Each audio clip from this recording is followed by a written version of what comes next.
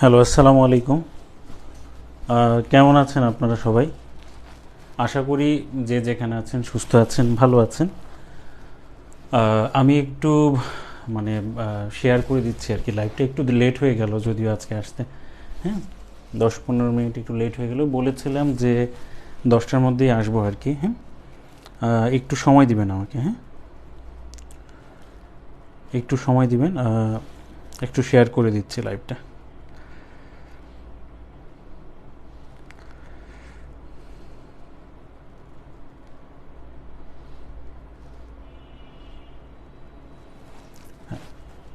এক দু মিনিট একটু সময় দিবেন।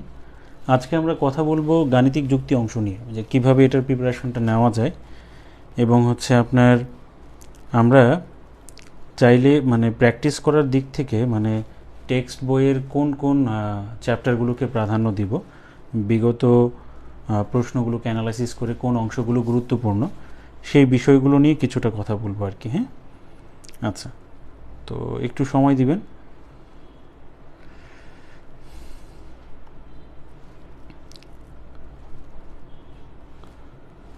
আমি একটু শেয়ার করে দিচ্ছি আর কি। হ্যাঁ,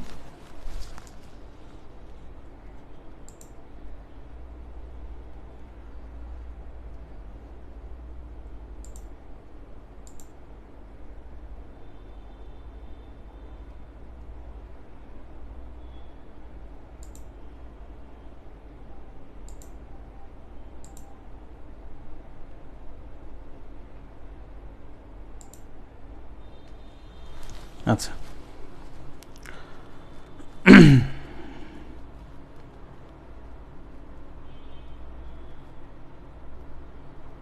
হ্যাঁ, একটু অপেক্ষা করবেন। আর এক দুই মিনিটের মধ্যেই আজকে আমাদের আলোচনা, সংক্ষিপ্ত আলোচনা, খুব বেশি সময় হয়তো নিব না, বাট একটা গাইডলাইন আপনাদেরকে বা কিছু আইডিয়া আপনাদের সাথে শেয়ার করবো আর কি।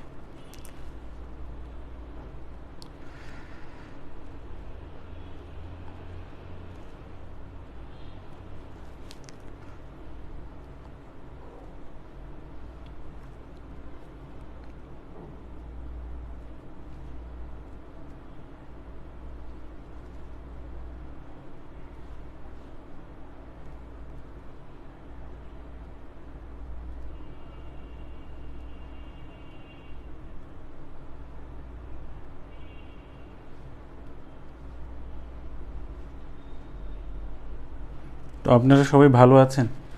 চারিদিকে যে পরিমাণ গরমের যে তাপদাহ, আসলে এই গরমে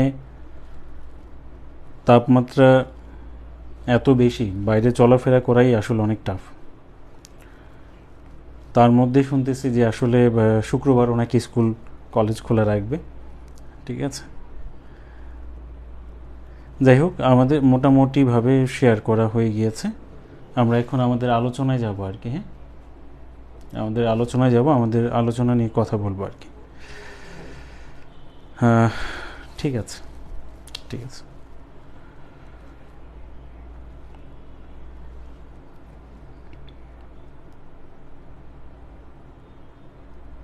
তো সব কিছু ঠিকঠাক আছে তো? বোঝা যাচ্ছে তো? প্লিজ জাস্ট একটু ক্লিয়ার করবেন যে সব কিছু ঠিকঠাক আছে কিনা, বোঝা যাচ্ছে কিনা। কেমন?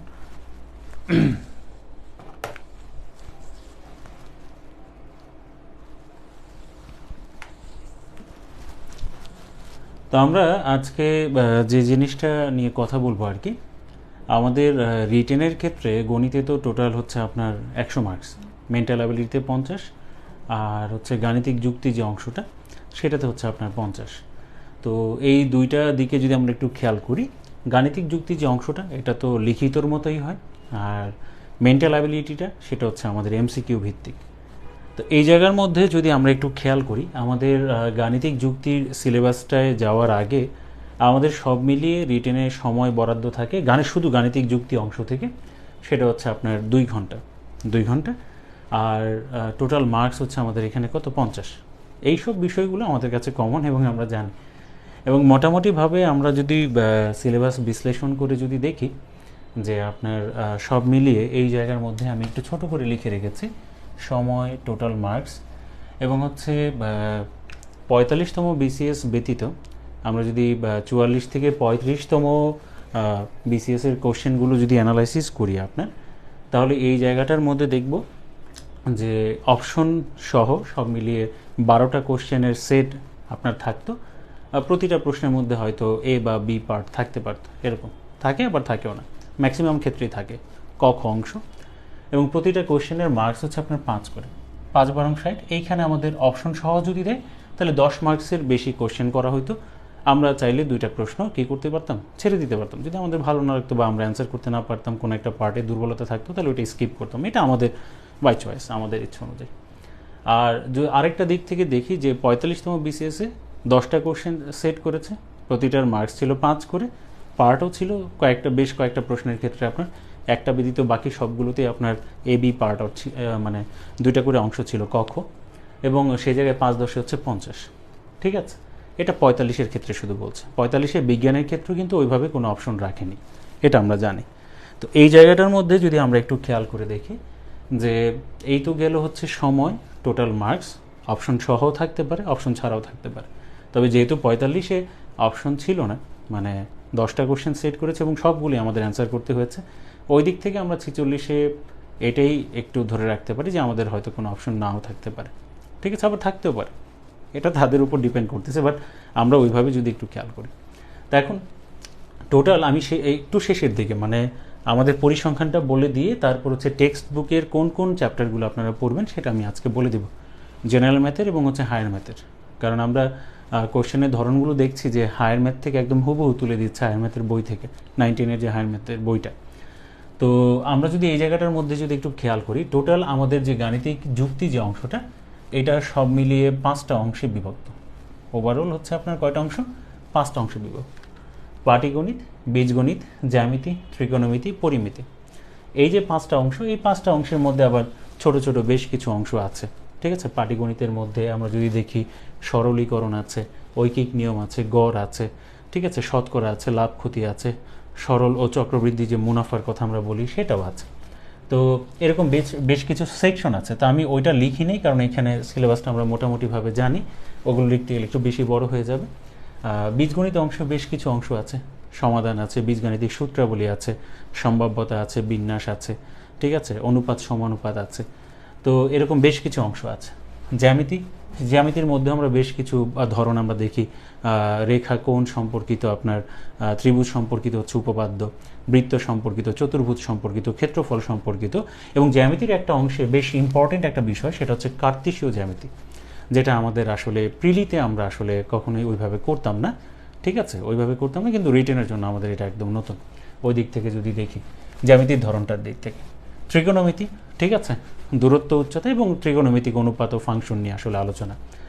আর হচ্ছে পরিমিতি, ঠিক আছে, সরল ক্ষেত্র এবং ঘনবস্তু। তো এই যে টোটাল যে আপনার যে সিলেবাসের যে প্রধান 5টা অংশ, তার ভিতরে আবার বেশ কিছু অংশে আপনার সেকশন আছে, সেটা নিয়ে আমরা একটু পরে কথা বলছি। এই জায়গাটার মধ্যে যদি আমরা একটু খেয়াল করে দেখি, হ্যাঁ, যদি খেয়াল করি, আপনারা 45 থেকে 35তম বিসিএসের মধ্যে পাটিগণিতের অংশে যদি একটু খেয়াল করেন, তাহলে 45-এ প্রশ্ন এসেছে, মানে আমরা মার্কস এসেছে, মানে পাটিগণিত অংশ থেকে এসেছে আপনার 5 মার্কসের কোশ্চেন, 44-এ 10, 43-এ 10, 41-এ 15, 40-এ হচ্ছে 10 মার্কসের, 38-এ 15 মার্কসের, 37-এ পাটিগণিত থেকে কোনো কোশ্চেন করা হয়নি ওইভাবে। বীজগাণিতিক অংশ থেকে আসলে বেশি হয়ে, ওই দিক থেকে আমরা যদি দেখি অন্যান্য অংশ থেকে হয়েছিল।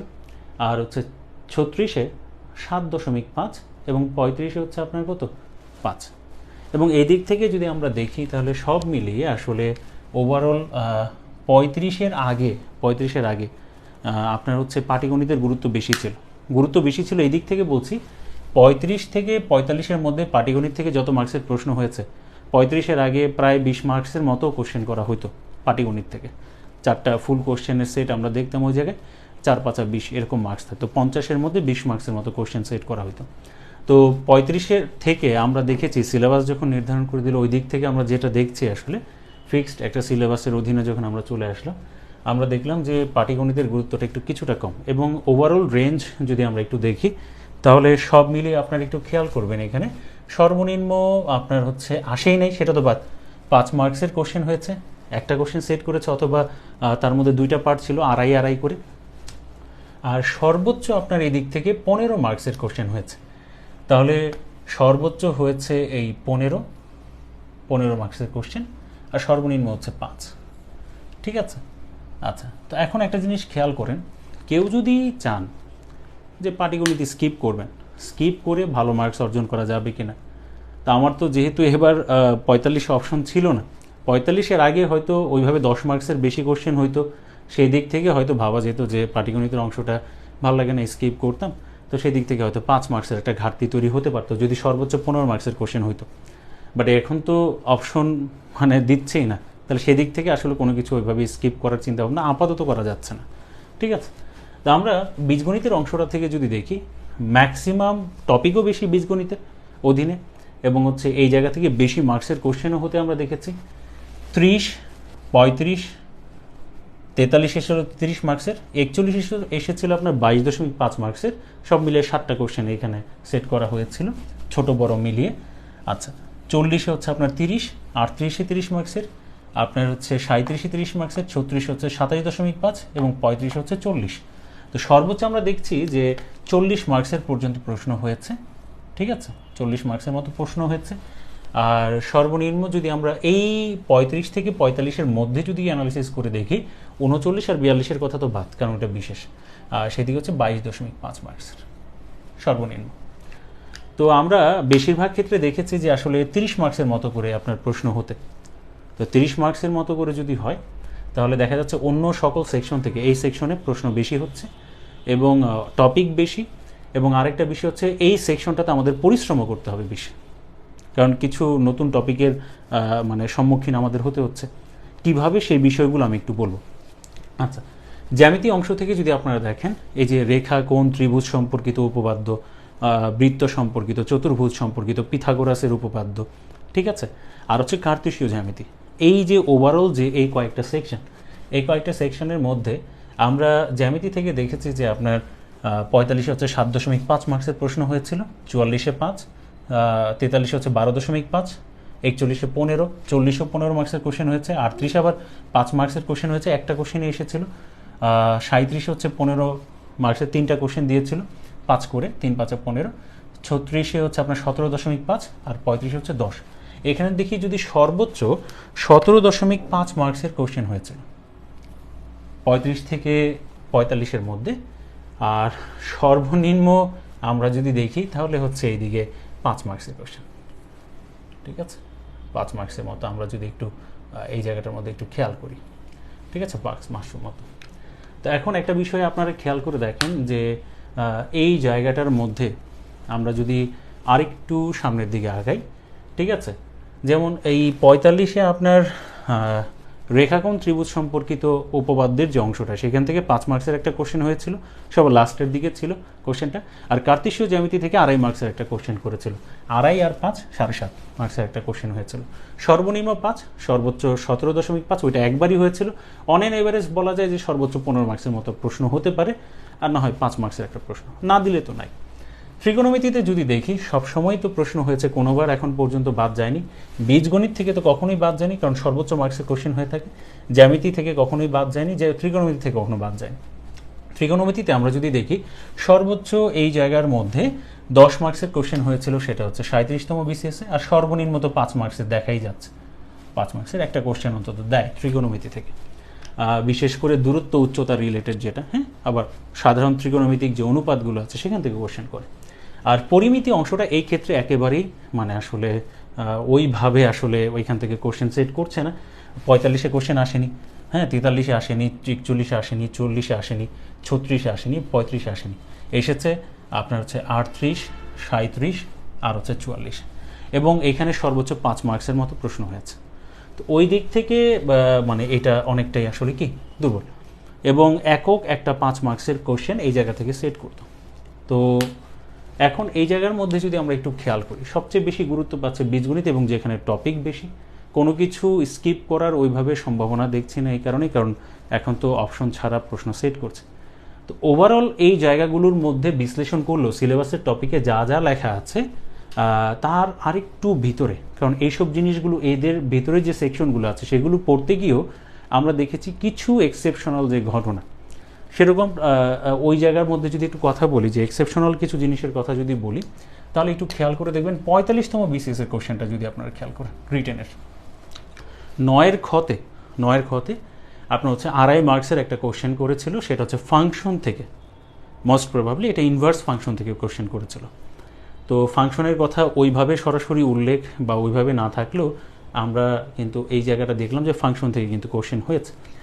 আচ্ছা, আরেকটা জিনিস খেয়াল করেন, 43-এর যে প্রশ্ন, হ্যাঁ 43-এ বীজগণিতের অংশের কথা বলছি, 43-এ বীজগণিতের অংশ থেকে আমরা দেখেছি যে দ্বিপদী বিস্তৃতি থেকে প্রশ্ন করেছে। যদিও বীজগাণিতিক সূত্রাবলীর ব্যাখ্যাগুলো করতে গিয়ে আমরা দ্বিপদী বিস্তৃতির ধারণাটাকে ব্যবহার করি। দ্বিপদী বিস্তৃতি থেকে টোটাল 2টা কোশ্চেন দিয়েছিল, একটা প্রশ্নের সেট হয়েছিল, 2টা পার্ট ছিল, ক খ 2.5 করে টোটাল 5 মার্কসের কোশ্চেন সেট করেছিল। তো 7 নম্বরের ছিল, আপনারা যদি একটু খেয়াল করেন। 38-এ আমরা দেখেছি যে আসলে প্রথমবারের মতো একটা অদ্ভুত একটা প্রশ্ন আমাদের কাছে মনে হচ্ছে, যদিও যারা ম্যাথামেটিক্স ব্যাকগ্রাউন্ডের বা অনেক বেশি ম্যাথামেটিক্স চর্চা করেন তারা হয়তো এই প্রশ্নটার সাথে কিছুটা হলেও পরিচিত হতে পারেন, বাট অনেকাংশেই অনেকের ক্ষেত্রে এই কোশ্চেনটা একেবারেই নতুন ছিল। সেই দিক থেকে হচ্ছে লগারিদমের যে সিরিজটা আছে সেই সিরিজ থেকে প্রশ্ন করেছে। সিরিজের প্রশ্ন যে ওইবারই নতুন ছিল বিষয়টা এমন না। 38-এর আগে 36-এ যদি আমরা একটু দেখি, 1/e এর যে সিরিজ, হ্যাঁ ওইটা থেকে আপনার প্রশ্ন করেছিল। 1/e ইজ ইকুয়াল টু কি প্রমাণ করতে বলেছিল, 2 ইন্টু আপনার হচ্ছে 1/3 factorial plus 2/5 factorial plus 3/5 factorial plus dot dot dot infinity. আর আমরা আরেকটা জিনিস দেখেছিলাম ওই 36তম বিসিএসই 3-এর কতে আপনার হচ্ছে এক চলক বিশিষ্ট, হ্যাঁ এক চলক বিশিষ্ট দ্বিঘাতের যে সমীকরণ, হ্যাঁ ax স্কোয়ার প্লাস আদর্শ যে সমীকরণটা ax square plus bx plus c, এই যে অংশটা এখান থেকে যে চলকের যে মানটা বীজটা সমাধানটা আমাদের করতে হতো। তো এটা তো শ্রীধর আচার্যের নিয়মে আমরা করতাম এবং এটা বের হতো কি x is equal to minus b plus minus root over b square minus 4ac divide by 2a। এটা ব্যবহার করে আমরা অঙ্ক করি। তো এটার প্রমাণটা কিন্তু এসেছিল। তো এখন একটা জিনিস খেয়াল করে দেখেন এই জায়গাটার মধ্যে, হ্যাঁ একটা মিনিট,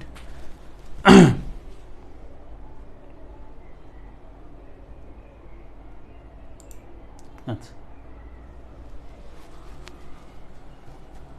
আচ্ছা, তো একজন কমেন্টস করেছেন, সেদিন হচ্ছে আবু সাইদ অনিক।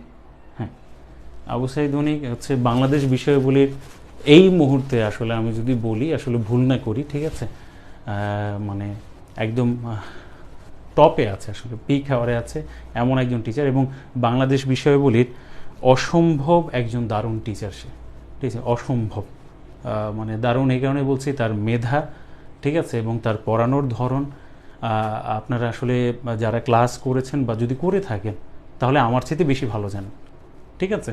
ব্যক্তিগতভাবে তার সাথে আমার পরিচয় আছে, সাক্ষাৎ আছে, আমাদের সাথে একটা ভালো সম্পর্ক আছে, বাট অসম্ভব রকমের একজন ভালো টিচার এবং হ্যাঁ অন্যরকম একজন মেধাবী মানুষ। তো যাই হোক, এই জায়গার কথাগুলো বলছিলাম আর কি, ওই তার কমেন্টসটা দেখেই একটু স্থির হয়ে গেলাম আর কি। তো এখন একটা জিনিস খেয়াল করে দেখেন, যে এই যে আমরা দেখলাম যে দেখেন 9-10-এর বই যখন আমরা পড়তে যাই আমাদের সিলেবাসে যে সেট কথাটা আছে সেটটা আমাদের পড়তে হয়। তো সেট পড়ার সময় তার সাথেই কিন্তু আরেকটা অংশ নিয়ে আলোচনা করা হয় 9-10-এর বইতে, সেটা হচ্ছে কি ফাংশন। ওই ফাংশন থেকে কিন্তু এবার প্রশ্ন হয়েছে, সেটের কথা থাকলেও ফাংশনটা যদি ওইভাবে না করি তাহলে ওই জায়গাতে কমন পাওয়াটা কিন্তু টাফ, অপশন যেহেতু নাই, ঠিক আছে। তো না হয় আমাদেরকে ছেড়ে দিতে হবে, স্কিপ করতে হবে, এরকম একটা বিষয় হয়ে যাচ্ছে। আবার ধরেন অপশন না থাকলে বীজগাণিতিক সূত্রাবলীর ধারণাটা আমরা সাধারণত ওইভাবে সূত্র পড়ি তারপর আমরা অ্যান্সার করে দিই, মানে কিন্তু বিষয়টা হচ্ছে দ্বিপদী বিস্তৃতির যে ধারণা প্রয়োগ করেও সেই সূত্রগুলো আসে, ওই জিনিসগুলো অনেক সময় দেখার প্রয়োজন মনে করি না, কারণ এত সময় হয়তো পাওয়া যায় না। ওইটা প্রিলির সময় হয়তো যদি আমরা দেখি তাহলে ওই রকম ব্যাখ্যাগুলো আমরা করে নিতে পারি। তো দ্বিপদী বিস্তৃতিটাও কিন্তু আমাদেরকে দেখতে হচ্ছে, হ্যাঁ দ্বিপদী বিস্তৃতি বীজগণিতের অংশে যে টপিকগুলো আছে সেখানে কিন্তু এটাও আমাদেরকে অ্যাড করতে হচ্ছে। এবং কিছু এক্সেপশনাল ঘটনা, ওই সিরিজ সম্পর্কিত ধারণা, এটা আমাদের ইন্টারমিডিয়েটের বই থেকে কিন্তু ধারণা নিয়ে নিতে হচ্ছে যদি আমরা পড়তে চাই, ঠিক আছে। ইন্টারমিডিয়েটের বইতে ক্যালকুলাসের যে বিষয়গুলো সেখানে পড়তে গেলে, ধারার বিষয়টা পড়তে গেলে সেখানে সিরিজ সম্পর্কিত একটা ধারণা চলে আসে, সামেশন অফ সিরিজেস। হ্যাঁ ওল্ড ভার্সনের বইতে তো এরকম সরাসরি একটা মানে আপনার অধ্যায় ছিল, আর নতুন ভার্সনের যখন কারিকুলাম চেঞ্জ করা হলো সেই জায়গায় ক্যালকুলাসের মধ্যে আমরা বেশ কিছু সিরিজ নিয়ে কথা বলেছি বা পড়েছি যারা আমরা সায়েন্স ব্যাকগ্রাউন্ডে। তো দেখেন এই সব জিনিসগুলো আসলে এক্সট্রা, এগুলো কিন্তু আমাদেরকে পড়তে হবে, এটা একটু মাথায় রাখতে হবে। এই কারণে আমি বলি যে আসলে যারা হয়তো প্রথমবার বিসিএস দিচ্ছেন বা মানে নিউ কামার, যারা আসলে মাত্র পাশ করে বের হয়ে এসেছেন, আগে থেকে হয়তো অনেক ধারণা আছে, তারপরও মানে অনেক মেন্টরই আপনাদেরকে এই জিনিসটা সাজেস্ট করেন, সেটা হচ্ছে কি আপনার যে অন্তত প্রিলি এক্সামের পর রিটেন সম্পর্কে যদি আগে থেকে প্রস্তুতি না থাকে, তাহলে সেই ক্ষেত্রে অন্তত এই যে প্রিলি এক্সামের পর যে প্রথম 5 বা 7 দিন বা 10 দিন অন্তত বিগত বছরের যে প্রশ্নগুলো, সেই প্রশ্নগুলো বারবার চোখ বুলানো, বারবার চোখ বুলাতে এই কারণেই বলা হয় যে প্রশ্নের ধরনগুলো কেমন হয়েছিল, কিছু এক্সট্রা জিনিস আসতেছে কিনা, এক্সেপশনাল ঘটনা ঘটতেছে কিনা। যেমন 44 পর্যন্ত তো আমরা ভেবে এসেছি যে 12টা কোশ্চেন সেট করবে, সেখান থেকে 10টা কোশ্চেন অ্যান্সার করবো, 2টা আমি স্কিপ করতে পারবো। কিন্তু 45-এ তো এসে দেখলাম যে এটা করা যাচ্ছে না, এবং 45-এ আমরা দেখছি ফাংশন থেকে কোশ্চেন করে দিচ্ছে। তো ফাংশনটা যদি আগে থেকে করা না থাকে, তাহলে সেই ক্ষেত্রে আমাদের জন্য ঝামেলা হয়ে যাচ্ছে। যারা আমরা নন সায়েন্স ব্যাকগ্রাউন্ডের এবং অনেক দিন ধরে গণিত বইটা ধরছি না, নর্মালি আমরা তো করার সময়, প্রিলি করার সময় ফাংশনটা ওইভাবে পড়ি না, সেটটা পড়ি, বাট ফাংশনটা ওইভাবে পড়া হয় না। তো এই যে বিষয়গুলো, হ্যাঁ, এই জিনিসগুলো কিন্তু আমাদেরকে দেখতে হবে। হ্যাঁ, কোশ্চেন অ্যানালাইসিস করলে তখন এই ধারণাগুলো কিন্তু চলে আসে, এক্সট্রা জিনিসগুলো আমাদের একটু দেখতে হয়। তো এখন আমি জাস্ট এখন শুধু মানে পরিসংখ্যানটা বললাম যে কোনটার গুরুত্ব বেশি পাচ্ছে, কোনটা কম পাচ্ছে। তো এই দিক থেকে হচ্ছে অনেকেই আসলে যে জিনিসটা বলেন যে যেহেতু হায়ার ম্যাথ বই থেকে কোশ্চেন করতেছে, হায়ার ম্যাথের কোন কোন চ্যাপ্টারগুলো পড়বো বা কোনগুলো কানেক্ট করব, বা জেনারেল ম্যাথ বা গণিতের যে বইটা আছে 9-10-এর, যেটা সবার জন্য কমন, হায়ার ম্যাথ ব্যতীত যে আরেকটা গণিতের বই আছে ওইটার সাথে কানেক্ট করব কিভাবে, ইন্টারমিডিয়েটের কোন বই থেকে কোন চ্যাপ্টারের কোন অংশটুকু দেখব, ঠিক আছে। তো এই যে প্রশ্নগুলো, সেই প্রশ্নগুলোর একটা সামারি আমি আপনাদেরকে করে দিব। আমি ওই চ্যাপ্টারগুলোর নাম বলে দিচ্ছি এবং লিখে দিচ্ছি, যাতে করে আপনাদের জন্য সুবিধা হয় এবং কানেক্ট করতে পারেন আপনারা। তো এই জায়গার মধ্যে তাহলে ওভারঅল এই পরিসংখ্যান থেকে সামারিটা কি, আগে 35-এর আগে নাম্বার 1, 35-এর আগে পাটিগণিতের গুরুত্বটা আপনার কি ছিল, বেশি ছিল। এখন তুলনামূলকভাবে পাটিগণিতের গুরুত্বটা কম। বীজগণিতের গুরুত্ব সবসময় ছিল, কারণ এখানে টপিক অনেকগুলো জিনিস আমাদের করতে হয়। জ্যামিতি, ত্রিকোণমিতি প্রায় কাছাকাছি মার্কসের কোশ্চেন হয়ে থাকে, তুলনামূলকভাবে জ্যামিতি থেকে একটু বেশি প্রশ্ন মানে হয়েছে, ত্রিকোণমিতি থেকে একটু কম হয়েছে। পরিমিতি যে অংশটা, সেটা আমরা চাইলে সবার শেষে করতে পারি, তুলনামূলকভাবে গুরুত্ব একেবারেই কম, কারণ অনেকবারই আপনার মিস হয়েছে, অনেকবারই কিন্তু আসেনি, ঠিক আছে। এটা ছিল সামারি। ওভারঅল আমাদের সময় বরাদ্দ থাকতেছে 2 ঘন্টা, মানে 50 মার্কস। অপশন না থাকলে 10টা কোশ্চেনের সেট থাকবে, পার্ট থাকতে পারে এ বি বা ক খ থাকতে পারে, সেখান থেকে আমাদের অ্যান্সার করতে হবে। তো এইবার যেমন 45-এর কথা যদি বলি, অপশন ছিল না, আর অপশন না থাকার কারণে এখানে টোটাল আমাদের যে কোশ্চেনের অ্যান্সার করতে হয়েছে, সেই দিক থেকে যদি আমরা বলি, পাটিগণিতের 2টা ছোট ছোট প্রশ্ন মানে 2.5 মার্কসের, ঠিক আছে। বীজগণিত থেকে সব মিলিয়ে 12টা প্রশ্ন আমাদেরকে অ্যান্সার করতে হয়েছে। আর জ্যামিতি থেকে যদি দেখি, তাহলে 2টা কোশ্চেন ছিল, ঠিক আছে, 5 এবং 2.5 মার্কসের। এখানে আমি 2টা লিখে রাখছি। ত্রিকোণমিতি থেকে 2টা। তো ওভারঅল যদি আমরা এখানে একটু খেয়াল করে দেখি, তাহলে সব মিলিয়ে আমার কিন্তু এখানে প্রায় 18টার মতো ছোট বড় মিলিয়ে কোশ্চেন ছিল, এবং 2.5 মার্কসের কোশ্চেনগুলো কিন্তু অনেকটা 5 মার্কসের কোশ্চেনের মতো এরকম কিছু ক্ষেত্রে। তো এটা আমাদেরকে অ্যান্সার করতে হবে 2 ঘন্টার মধ্যে। এটাও কিন্তু একটা চ্যালেঞ্জ। তাহলে পরীক্ষার হলে ভাবার সময় পাচ্ছি না, আলাদাভাবে এক্সপেরিমেন্ট করার সময় নেই, আমাদের পরীক্ষায় যা আসবে তা আগে থেকে জানা থাকতে হবে। এটাই হচ্ছে পরীক্ষায় ভালো করার একমাত্র মূল মন্ত্র। এই কারণে প্রচুর পরিমাণে প্র্যাকটিস করতে হবে, প্রবাবিলিটি বেড়ে যাবে, অ্যান্সার করার দক্ষতা এবং বেশি অ্যান্সার করার প্রবণতা বেড়ে যাবে তখনই, হ্যাঁ, প্রবাবিলিটি বেড়ে যাবে তখনই যখন আমরা অনেক বেশি প্র্যাকটিস করব, তখন আমাদের একটা কনফিডেন্ট গ্রো করবে, ঠিক আছে। তো বাদবাকি বিষয়গুলো নিয়ে আস্তে আস্তে কথা হতে থাকবে। এই জায়গায় আমরা এই বিষয়গুলো নিয়ে কিছুটা কথাবার্তা বললাম, পরিসংখ্যানটা নিয়ে। এখন আমরা পরবর্তী যে অংশটা, যে টেক্সট বইয়ের এই জায়গাগুলো থেকে কোন কোন চ্যাপ্টারগুলোর কোন কোন অংশগুলো কোন জায়গা থেকে পড়বো, এক্সট্রা হিসেবে এই যে ফাংশন আর হচ্ছে দ্বিপদী বিস্তৃতিকে আমরা এখান থেকে কাউন্ট করতেছি, আর এই জায়গাটার মধ্যে যে সিরিজ সম্পর্কিত যে ধারণাটা, ঠিক আছে, সিরিজ সম্পর্কিত ধারণা, কিছু এক্সেপশনাল অঙ্ক 2-1টা 2.5 মার্কসের হতে পারে, ওইটার ব্যাপারে বাড়তি চাপ সময় থাকলে ওইগুলো করতে পারেন, অত বেশি বাড়তি চাপ না নেওয়াই ভালো। কারণ আমরা যদি দেখি সূত্রের প্রমাণ 2.5 মার্কসের কোশ্চেন হয়েছে, সিরিজের যে প্রমাণগুলো সেটাও 2.5 মার্কসের কোশ্চেন হয়েছে, লগারিদমের সিরিজের ধারণা থেকে কোশ্চেন করেছে, সেটাও কিন্তু 2.5 মার্কসের। তো 2.5 মার্কস যদি বাদ চলে যায় আমার, তাহলে তো সেই দিক থেকে 50-এর মধ্যে আমি চাইলে অন্যান্য জিনিসগুলো ভালোভাবে পড়লে 47.5 মার্কসের অ্যান্সার করতে পারছি। ঠিক আছে, এই দিক থেকে আবার একটু ঝামেলায় ফেলতে পারে দুইটা কনসেপ্ট, যেহেতু এখান থেকে কোশ্চেন হতে দেখেছি আমরা ফাংশন আর হচ্ছে কি দ্বিপদী বিস্তৃতি। এটা এই যে টপিকগুলো বরাদ্দ আছে তার সাথে আমাদেরকে অ্যাড করে নিতে হবে। ক্লিয়ার?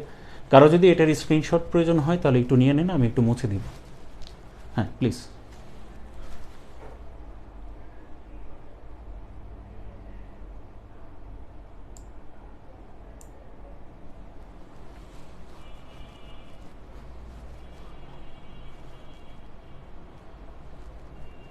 প্লিজ যদি হয়ে যায় তাহলে একবার ওকে লিখবেন, আমি মুছে দিচ্ছি। কেমন?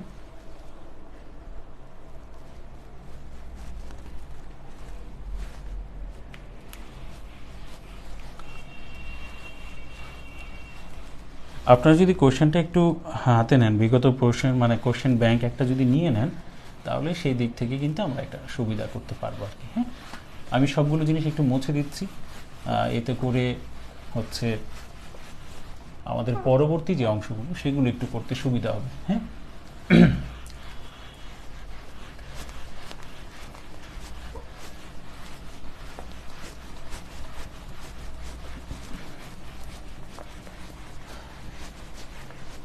আচ্ছা, তো সিলেবাসের একটা ছোট্ট মানে বিগত প্রশ্নগুলোর একটা ছোট্ট অতি সংক্ষিপ্ত একটা অ্যানালাইসিস আমরা দেখলাম। এবার আপনারা একটা কাজ করেন, আমি টপিকের নামগুলো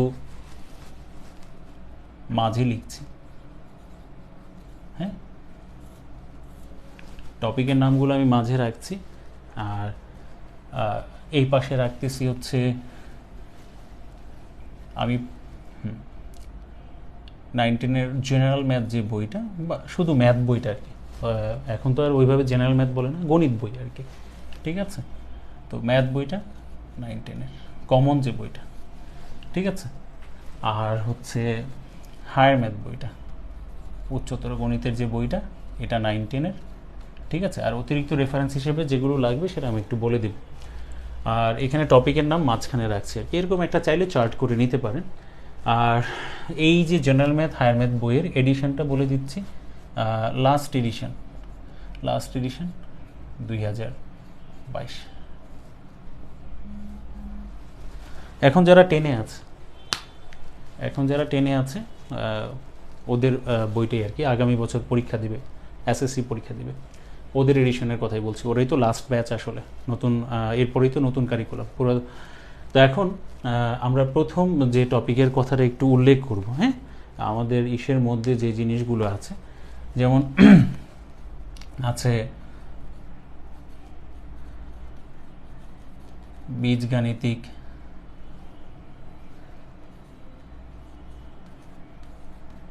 রাশি। ঠিক আছে, বীজগাণিতিক রাশি, বীজগাণিতিক সূত্রাবলী, বীজগাণিতিক রাশি, বীজগাণিতিক সূত্রাবলী। ঠিক আছে, আর আমরা যদি এই জায়গার মধ্যে আরেকটু করে নেই, ঠিক আছে, বীজগাণিতিক সরলীকরণ,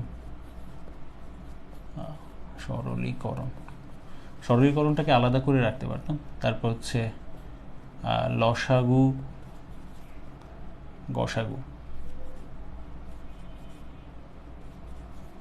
ঠিক আছে, এই যে অংশগুলো। তারপর হচ্ছে উৎপাদকে বিশ্লেষণ,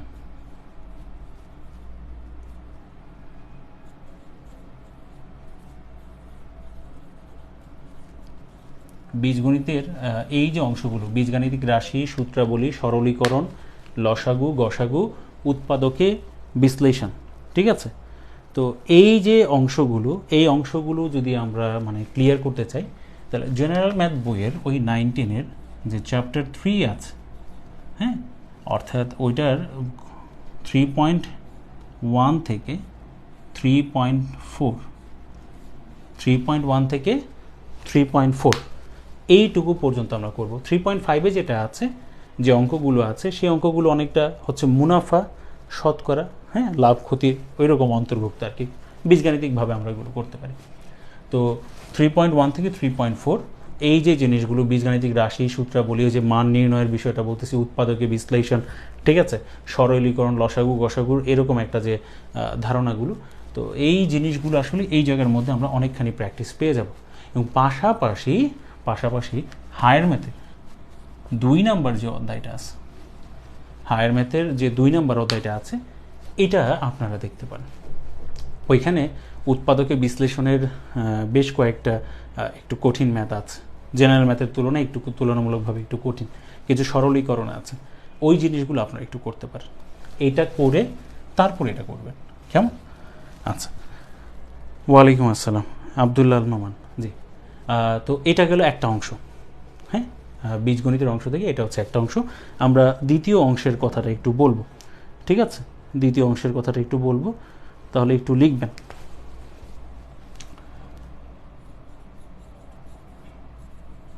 সমীকরণ,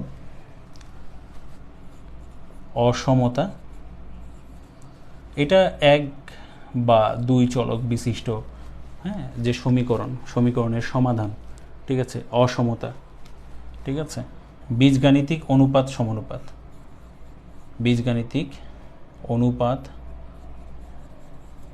সমানুপাত, ঠিক আছে। তো এই যে অংশগুলো, ঠিক আছে, এই যে অংশগুলো সমীকরণের সমাধান, আমরা যেটা বলছি যে অসমতা, অনুপাত সমানুপাত, এই অংশগুলো আপনারা জেনারেল ম্যাথ বইয়ের, হ্যাঁ, 3টা অধ্যায়কে আপনারা টার্গেট করে পড়তে পারেন। একটা হচ্ছে 5, 11তে অনুপাত সমানুপাত আছে, আর 12তে হচ্ছে সমীকরণগুলো সমাধান আছে, প্রতিস্থাপন, অপনয়ন, ঠিক আছে, বজ্রগুণন, ঠিক আছে। আর এই জায়গার মধ্যে দেখা গেছে এই যে সমীকরণের যে সমাধানগুলো, এখানে সূচকীয় ফাংশনের সমীকরণ থাকে, ওইগুলোকে আমাদের সমাধান করতে হয়। নর্মাল এক চলক বিশিষ্ট দ্বিঘাতের সমীকরণ থাকে, সেগুলোকে সমাধান করতে দিতে পারে, কারণ ওইখানে তো বলেছে 1 বা 2 চলক বিশিষ্ট, ঠিক আছে। আর আরেকটা বিষয় হচ্ছে যে অসমতার যে অঙ্কগুলো, এটা আমরা হায়ার ম্যাথের পেয়ে যাব 6 নাম্বার অধ্যায়। তাহলে 5 আর হচ্ছে 6, 5-এ বেশ কয়েকটা সেকশন আছে, 5-এর 1 থেকে 7 পর্যন্ত লেখচিত্র আছে, শেষের অংশটা আমরা পড়ব না। প্রথম 4-5টা অধ্যায় সেকশন আমরা অনুচ্ছেদ আমরা পড়ে ফেলবো, পরিচ্ছেদ। তাহলে 5 আর 6 এটা হচ্ছে হায়ার ম্যাথ থেকে, আর জেনারেল ম্যাথ বইয়ের 5, 11, 12, 5, 11, 12, ঠিক আছে। আচ্ছা, এটা যদি লেখা হয়ে যায় আমি পরের অংশে চলে যাচ্ছি,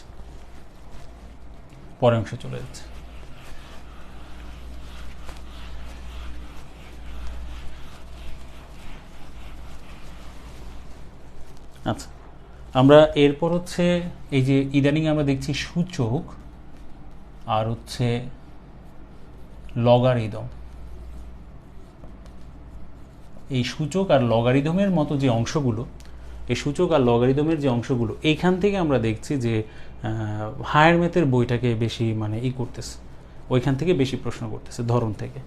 তো তারপরও জেনারেল ম্যাথের অংশগুলো আমাদের একটু করতে হবে। এই জায়গাটার মধ্যে 4.1, 4.2, এই 2টা অংশ আমরা এই জায়গা থেকে করব, ঠিক আছে। 4.1, 4.2 এটা হচ্ছে জেনারেল ম্যাথ থেকে, ঠিক আছে। জেনারেল ম্যাথ থেকে সূচক লগারিদমের যে বিষয়টা আমরা বলছি।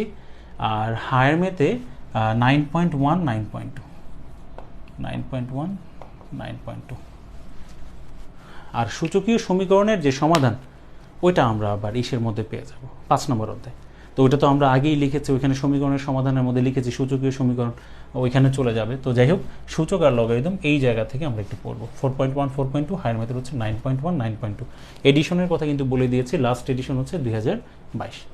বর্তমানে যারা 10-এ আছে তাদের ব্যাচের কথা বলছি আর কি, তারাই তো লাস্ট ব্যাচ। আচ্ছা, এরপরে বীজগণিতের অংশ থেকে ধারা, সসীম অসীম ধারা আর হচ্ছে অনুক্রম, ঠিক আছে। এই জায়গাটা থেকে যদি আমরা একটু কথা বলি, তাহলে জেনারেল ম্যাথ বইয়ের আপনারা হচ্ছে 13 নম্বর অধ্যায়টা, 13-1, 13-2, সমান্তর ধারা, গুণোত্তর ধারা, হ্যাঁ, 13-1, 13-2। আর এই জায়গাটার মধ্যে 7 নাম্বার যে অধ্যায়টা, অসীম, হ্যাঁ, ধারার বেশ কিছু অঙ্ক আছে। তো আমরা এই 2টা চ্যাপ্টার যখন প্র্যাকটিস করব, ধারা অনুক্রম সম্পর্কিত প্রিভিয়াস কোশ্চেনগুলো তো আমরা দেখবই, দেখে তারপর টেক্সট বইয়ের এই জায়গার ম্যাথগুলো আমরা একটু প্র্যাকটিস করে নিব, ঠিক আছে। এতে করে আমাদের কনফিডেন্টটা বাড়বে, ঠিক আছে, কনফিডেন্টটা বাড়বে। আচ্ছা, তাহলে সূচক লগারিদম ধারা অনুক্রমের বিষয়টা গেল। আমরা এরপরে ওই যে সেট এবং আর হচ্ছে কি ফাংশনটা অ্যাড করে দিচ্ছি। ফাংশনটা অ্যাড করছি এই কারণেই, কারণ ফাংশন থেকে কিন্তু কোশ্চেন হয়েছে।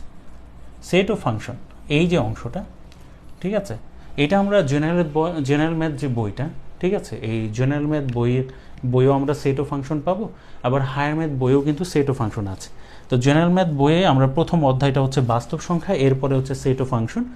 আর হায়ার ম্যাথ বইয়ে আমরা এই জায়গাটার মধ্যে প্রথমেই পেয়ে যাব, হ্যাঁ, 1.1-এ হচ্ছে সেট, 1.2-তে হচ্ছে ফাংশন।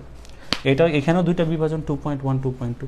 তা আপনারা যাই হোক জেনারেল ম্যাথ এবং হায়ার ম্যাথ যে বইটা আছে সেই বইটা থেকে সেট এবং ফাংশনটা যেহেতু 45 আমরা দেখেছি প্রশ্ন করেছে, 45-এর আগে আমরা হতে দেখিনি, আপনারা এর জন্য এই ফাংশনটা করে নেবেন। হ্যাঁ, এখান থেকেও করবেন, হায়ার ম্যাথ থেকেও করবেন, ঠিক আছে। আচ্ছা, তো এটা যদি হয়ে যায়, জি ওয়ালাইকুম আসসালাম, জি ওয়ালাইকুম আসসালাম। আচ্ছা, তো সূচক লগারিদম যদি এগুলো সেট ও ফাংশন এগুলো যদি লেখা হয়ে যায়, এবার আমরা চলে যাব অনেক গুরুত্বপূর্ণ বীজগণিতের মধ্যে একটা টপিক, যেখানে একটু সময় তুলনামূলকভাবে একটু বেশি দিতে হয়, যেটা আসলে 19-এর বইতে আমরা ওইভাবে পাবো না ওই অধ্যায়টা। সেটা হচ্ছে বিন্যাস সমাবেশ। কেমন? বিন্যাস ও সমাবেশ, এই যে অংশটা, এটা আমি বলবো আপনাদেরকে, সেটা হচ্ছে যে বর্তমানে যে এইচএসসির যে বইটা আছে উচ্চতর গণিতের, এইচএসসির হায়ার ম্যাথ যে বইটা, সেই হায়ার ম্যাথ বইয়ের যে ফার্স্ট পেপার, যদিও শর্ট সিলেবাস এটা বাদ দিয়েছে, ফার্স্ট পেপারের চ্যাপ্টার নাম্বার 5, এটা 5A এবং হচ্ছে 5B, বিন্যাস এবং সমাবেশ, এই দুইটা অংশে বিভক্ত। এইখান থেকে প্র্যাকটিসগুলো করবেন। হ্যাঁ, উদাহরণের যে অঙ্কগুলো আছে, অনুশীলনীতে যে অঙ্কগুলো দিয়েছে, ওই অঙ্কগুলো আপনারা প্র্যাকটিস করবেন এই জায়গা থেকে। অবশ্যই প্রিভিয়াস কোশ্চেন দেখে বিন্যাস সমাবেশ থেকে যে কোশ্চেনগুলো হয়েছে সেটা করবেন, যেহেতু 19-এর বইতে বিন্যাস সমাবেশের কনসেপ্ট নিয়ে ওইভাবে আলোচনা করা হয় নাই। আচ্ছা, এরপরে আমরা আরেকটা টপিকের কথা যদি বলি, সেটা হচ্ছে সম্ভাব্যতা, প্রবাবিলিটি 19-এর হায়ার ম্যাথ বইতে আছে। হ্যাঁ, 19-এর নবম দশমের হায়ার ম্যাথ বইতে আছে। তো হায়ার ম্যাথ বইতে আছে, তো সেটার হচ্ছে 14 নম্বর যে অধ্যায়টা, ঠিক আছে। এবং আমি পাশাপাশি অনুরোধ করব আপনারা এইচএসসির যে সেকেন্ড পেপার যে বইটা, ঠিক আছে, সেকেন্ড পেপার যে বইটা ম্যাথের, হায়ার ম্যাথের সেকেন্ড পেপার যে বইটা, ওইটার যে 10 নম্বর অধ্যায়, সেখানে বিস্তার ও পরিমাপে আপনার প্রবাবিলিটি নিয়ে আলোচনা করেছে। ওই জায়গা থেকে প্রবাবিলিটির যে অঙ্কগুলো আছে সেই অঙ্কগুলো ওই জায়গা থেকে একটু করে নেবেন। তাহলে প্রবাবিলিটির জন্য আমরা 19-এর হায়ার ম্যাথ বইয়ের 14 নম্বর অধ্যায়, আর এইচএসসির সেকেন্ড পেপার যে হায়ার ম্যাথ বইটা, তার হচ্ছে কত 10 নম্বর অধ্যায়। এই 19-এর হায়ার ম্যাথ বইটা করার হলে তারপর আমরা এই বইটায় গিয়ে কিছু প্র্যাকটিস করব। তাহলে হায়ার ম্যাথের বই থেকে লাগতেছে বিন্যাস সমাবেশ, প্রবাবিলিটির ধারণাটা আমরা ওইখান থেকে কিছুটা নিয়ে নিব, ঠিক আছে, প্র্যাকটিস করব ওই জায়গা থেকে। আচ্ছা, অবশ্যই প্রিভিয়াস কোশ্চেন অ্যানালাইসিস করে যে কয় ধরনের আসলে সম্ভাব্যতার যে অঙ্কগুলো হয়েছে সেগুলো দেখে তারপর ওই জায়গা থেকে অঙ্কগুলো করব। কেমন? আচ্ছা, এক্সট্রা একটা টপিক, যেটা আসলে দ্বিপদী বিস্তৃতির যে প্রয়োগ আমরা বীজগাণিতিক সূত্রাবলীর মধ্যে করে থাকি, আসলে ওইভাবে দেখি না কিন্তু করা যায়। তো সেই জায়গায় দ্বিপদী বিস্তৃতি থেকে আমরা দেখেছি যে প্রশ্ন হয়েছে। দ্বিপদী বিস্তৃতির যে বিষয়টা, এটা 19-এর হায়ার ম্যাথ বইতে পেয়ে যাব, দ্বিপদী বিস্তৃতি, ঠিক আছে। এই দ্বিপদী বিস্তৃতির যে অংশটা, এটা 19-এর হায়ার ম্যাথ যে বইটা, এটার চ্যাপ্টার নাম্বার হচ্ছে 10-এর এ আর বি দুইটা পার্ট আছে। এই দুইটা পার্টই আমাদের একটু দেখতে হবে। এবং একটা বিষয়, সেটা হচ্ছে যে পাশাপাশি দ্বিপদী বিস্তৃতির এটা আমরা হায়ার ম্যাথ বইতেও পাব এইচএসসির। তো এইচএসসির যে হায়ার ম্যাথ বইটা আছে, তার সেকেন্ড পেপারের চ্যাপ্টার নাম্বার হচ্ছে 5, দ্বিপদী বিস্তৃতি, ঠিক আছে, চ্যাপ্টার 5। ওই 5 থেকে আমরা দ্বিপদী বিস্তৃতির এই জায়গাটা অবশ্যই আগে এটা শেষ করে তারপর ওই জায়গাটায় যেতে পারে, এটা শেষ করে তারপর আমরা ওইটাতে যাব। তবে যে ধরনের কোশ্চেন মানে হওয়ার কথা, এই জায়গার ধারণাটা কাজে লাগিয়ে করা সম্ভব, 19-এর বইয়ের ধারণাটাকে কাজে লাগিয়েই করা সম্ভব, ঠিক আছে। ওইটাই আরেকটু বিস্তারিত এখানে আলোচনা করা হয়েছে হায়ার ম্যাথ বইতে, এইচএসসির হায়ার ম্যাথ বইতে। তাহলে দ্বিপদী বিস্তৃতি আমরা এটা এক্সট্রা হিসেবে একটু দেখে নিব, হ্যাঁ, যেহেতু এখান থেকে আমরা দেখেছি 43-তে প্রশ্ন হয়েছে, 43-তে। আচ্ছা, তো মোটামুটিভাবে বীজগণিতের অংশের যে বিষয়গুলো সেটা আমরা এখানে দেখে নিলাম, ঠিক আছে, এখান থেকে একটু দেখে নিলাম যে কী কী জিনিস আমাদের এই জায়গা থেকে একটু দেখতে হবে। আচ্ছা, তাহলে মুছে দিচ্ছি। এবার আসেন ত্রিকোণমিতির বিষয়টা যদি বলি, হ্যাঁ, ত্রিকোণমিতি,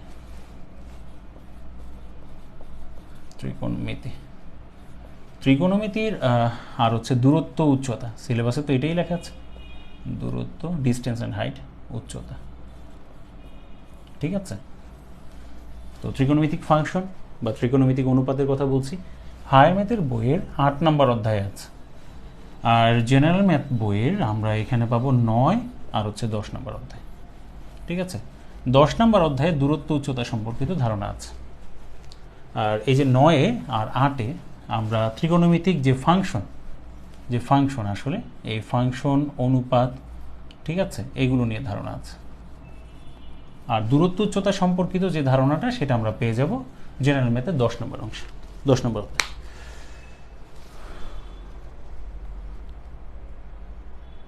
হ্যাঁ, ওই বই হবে, আমি লাস্ট এডিশন বলেছি, কিন্তু দেখেন লাস্ট এডিশন বলেছি, তাহলে এরও যদি আগের হয় সমস্যা নেই, লাস্ট এডিশন বলেছি। তবে আমরা আরেকটা বিষয় একটু বলে রাখি, এই জায়গার মধ্যে অনেক আগের, মানে সেটা হচ্ছে এই যে 2012-তে তো কারিকুলাম চেঞ্জ করলো, ঠিক না, 2012-র আগে না, অর্থাৎ এই জায়গায় হচ্ছে 2012-র পর থেকে 2022, ওই বইগুলো রেফারেন্স দিচ্ছি, 2012-র পর থেকে 2022, ঠিক আছে, এই বইগুলো রেফারেন্স দিচ্ছি।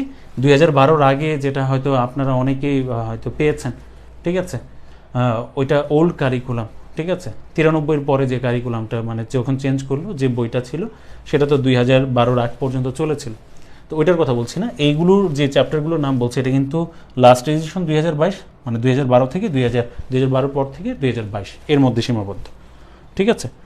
আশা করি বিষয়টা খেয়াল করবেন আর কি। হ্যাঁ, তা আমি উপরে একটু বলে দিই যে এডিশনের যে বিষয়টা লাস্ট এডিশন বলেছি এটা হচ্ছে 2012 থেকে 2022, 12 থেকে 2022।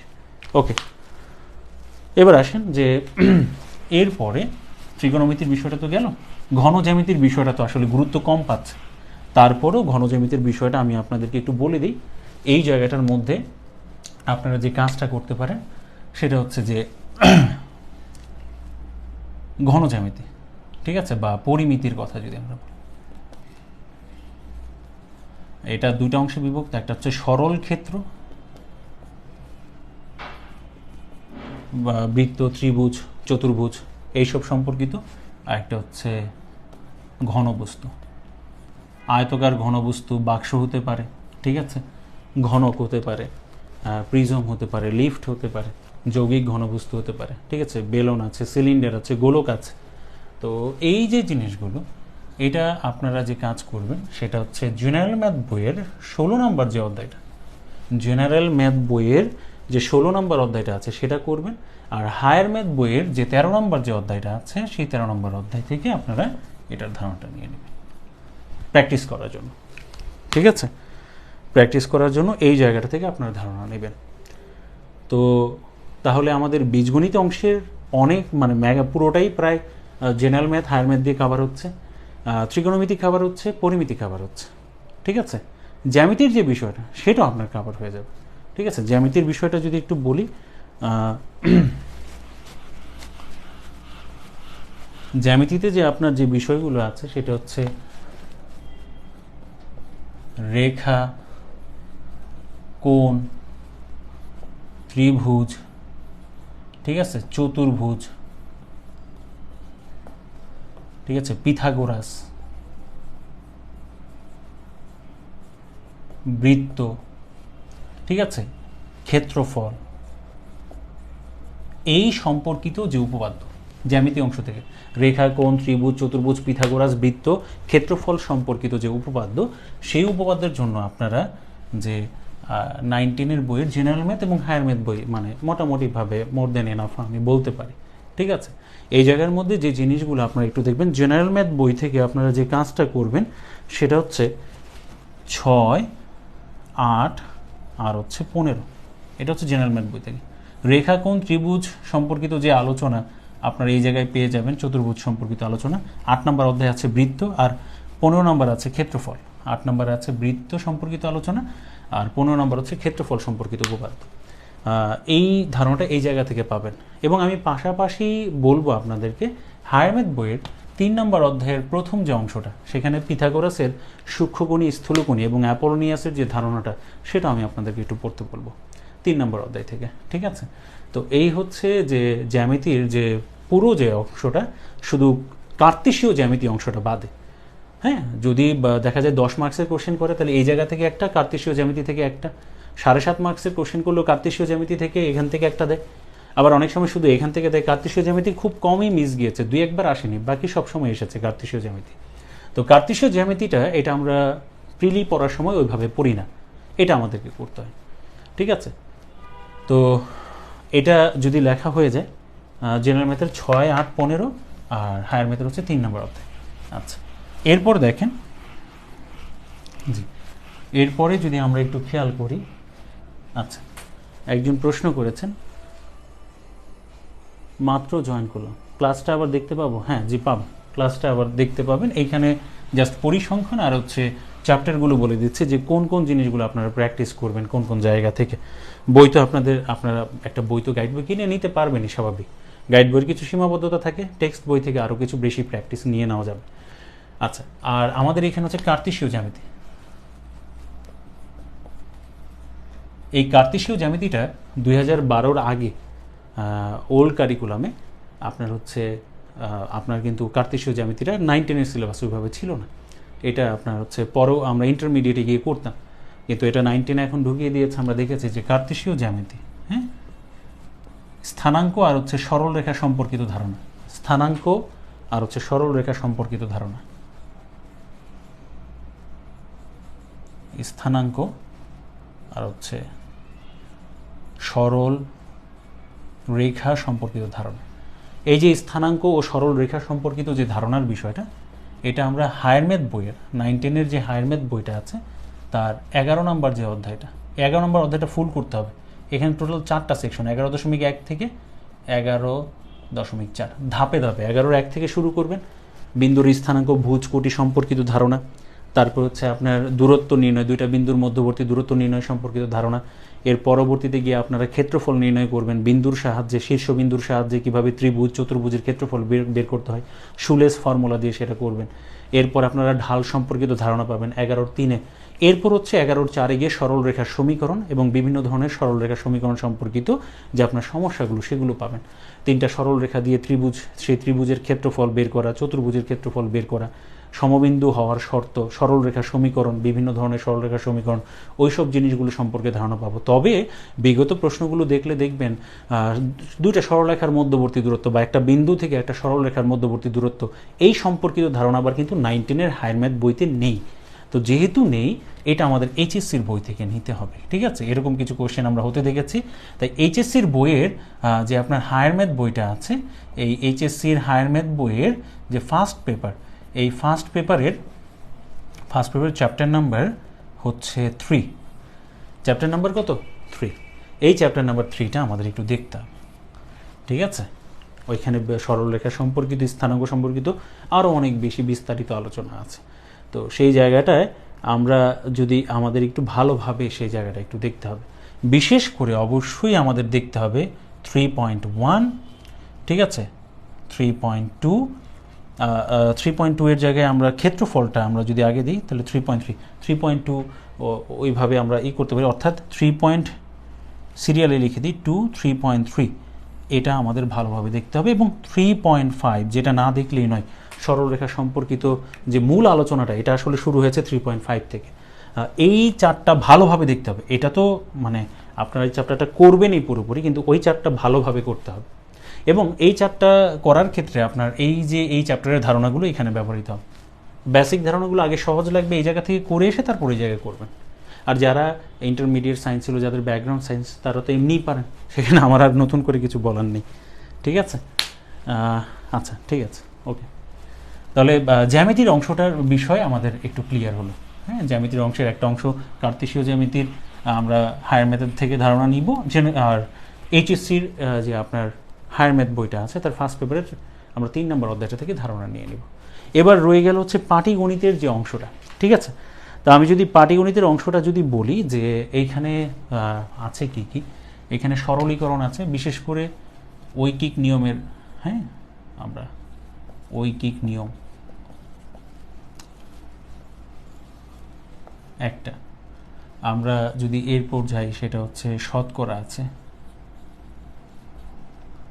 ঠিক আছে, লাভ ক্ষতি আছে, মুনাফা আছে, সরল ও চক্রবৃদ্ধি মুনাফা সম্পর্কিত ধারণা, গড় আছে, ঠিক আছে, অনুপাত সমানুপাত আছে, লসাগু গসাগু আছে, ঠিক আছে। এই জায়গাটার মধ্যে যদি একটু খেয়াল করি, লসাগু গসাগু অনুপাত সমানুপাত, যেটা পাটিগণিতের ক্ষেত্রে আছে, আবার হচ্ছে আপনার কি বীজগণিতের ক্ষেত্রে আছে।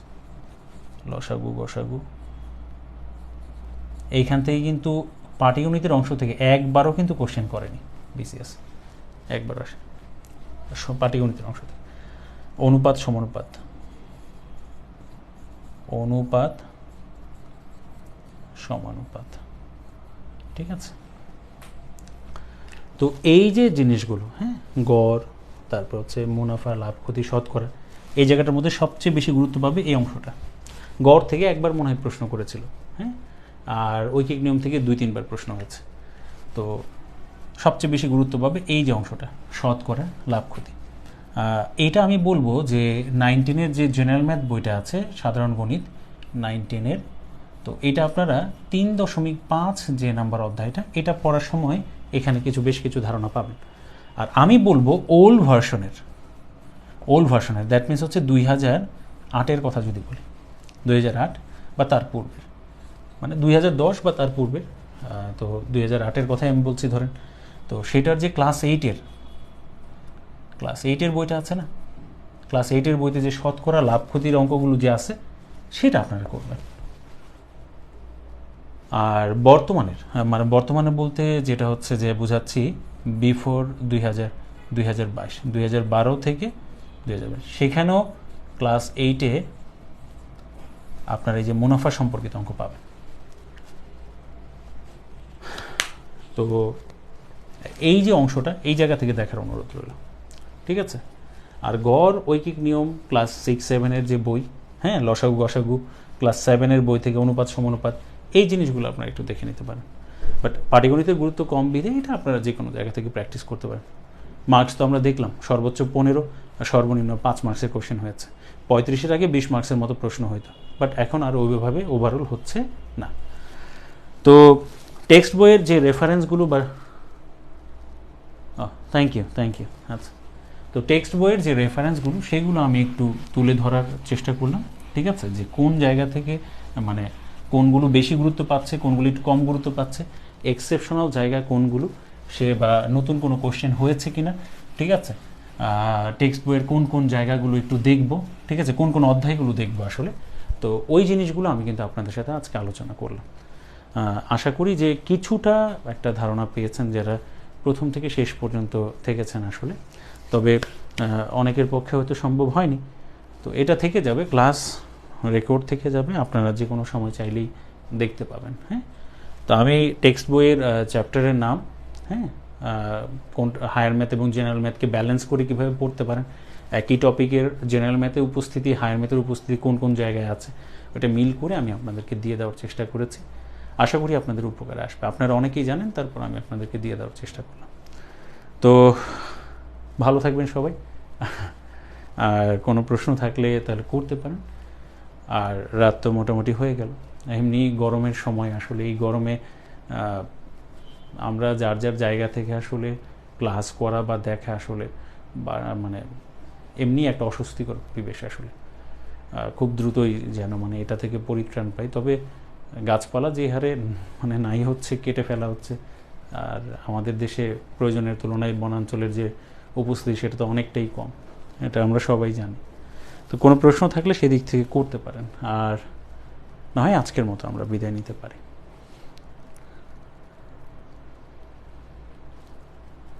ঠিক আছে, তাহলে সবাই ভালো থাকবেন, দেখা হবে ইনশাল্লাহ, কথা হবে, দেখা হবে। জি, ভালো থাকবেন। আসসালামু আলাইকুম।